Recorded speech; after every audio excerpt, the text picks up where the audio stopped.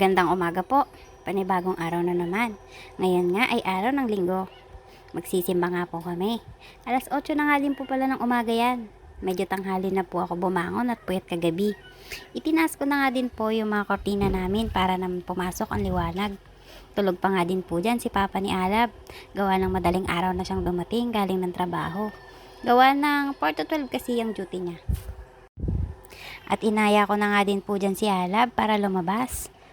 Pero ayaw niya pa nga pong lumabas dyan nang hindi kasama ang papa niya. Kaya nagpilit siyang bumalik.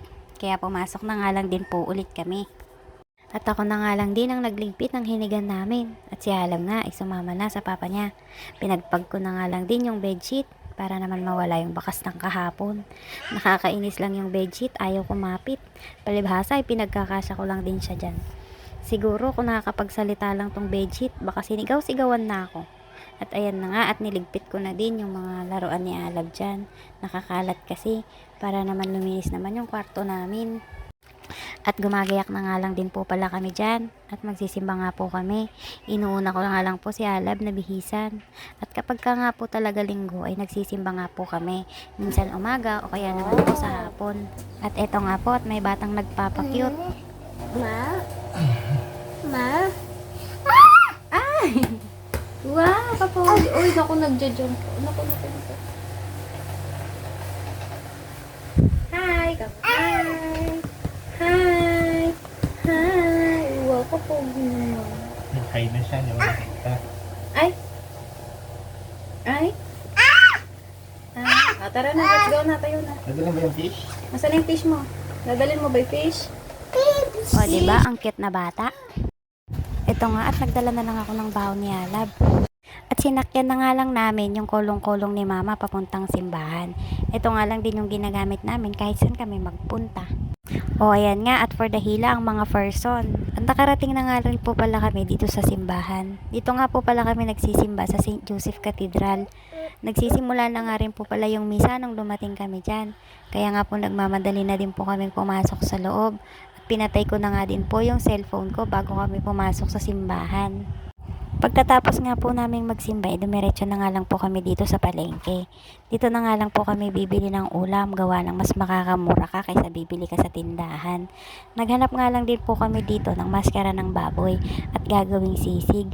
Wala nga din po kaming nakita dun sa sukli namin, kaya po lumipat kami ng tindahan. At dito nga po ay nakakita na rin kami ng bibili naming maskara. Nagtatalo pa nga po kami dyan kung ilang kilo yung bibili. Ang sabi niya ay 1/4. Ang sabi ko naman, hindi kasya yung 1/4 kaya kalahati na. Bumili na nga rin po pala kami dito ng kalamansi at saka ng sili. Pangrekado po sa gagawin naming sisig para po hindi na po kami bibili sa tindahan. Fast forward na nga lang din po natin. Andito na nga po pala kami sa bahay. At ayan nga po, niluluto na po yung sisig. Patapos na rin po pala yan at ilalagay na lang yung itlog. Sabi ko nga po kay Darleng, itapusin niya na yan at nagugutom na ako. Paano hindi ka gugutumin? Amoy pa lang nakakagutom na. O tingnan nyo na. At nagluto na nga lang din po pala ako dyan ng longganisa. Galing mo pala yan ng binalonan. Babaunin po yan ni Papa Arvin sa trabaho niya. Ito nga po, at kakain na nga po kami. Tara po at kain tayo. Samahan nyo na din po kami. Kumuha na rin po kayo ng pagkain ninyo para naman hindi po kayo maingit sa ulam namin. Charot lang po. Ito nga po, at gagayak ko na yung mga dadaling baon ng papa ni Alab. Meron po dyang longganisa, kanin, at sinigang na bangus. Kailangan niya po kasing magdala ng baon at wala naman po siyang mabibilhan ng pagkain dun. Magugutom po siya dun pag hindi po siya nagdala.